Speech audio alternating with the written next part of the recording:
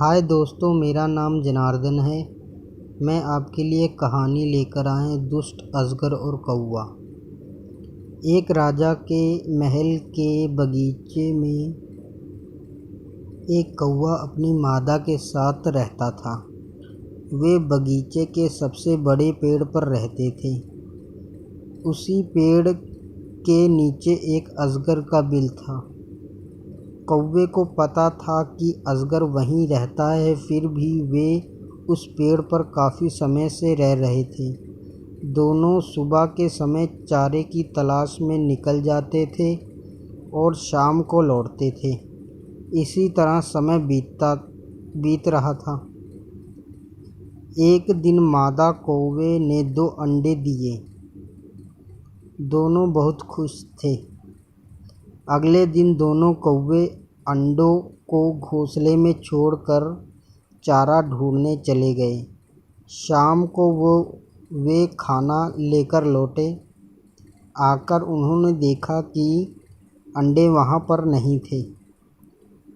इससे दोनों बहुत दुखी हुए। इससे कुछ दिनों बाद मादा कौवे ने दोबारा अंडे दिए। अगले दिन वे फिर रोज़ की तरह खाने की तलाश में चले गए। उनके जाने के बाद अजगर आया और फिर उसी तरह कौवे के अंडे खा लिए। शाम को लौटने के बाद उन्होंने देखा कि वहाँ उसके अंडे फिर गायब थे। यह देखकर बहुत दुखी हुए और रोने लगे। उनको अब यह समझ आ चुका था कि यह जरूर पेड़ के नीचे रहने वाले दुष्ट अजगर का काम है। कौवा बहुत होशियार था। उसने अजगर से छुटकारा पाने की सोची। उसने एक दिन जब रानी तालाब में नहा रही थी, तब रानी का एक हार चुरा लिया।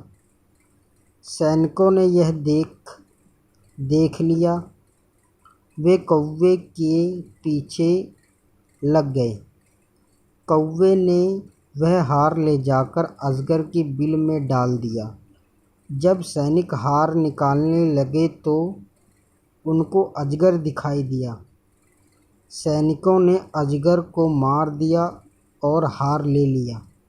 इस तरह कौवे ने अजगर से छुटकारा पा लिया और दोनों खुशी से रहने लगे।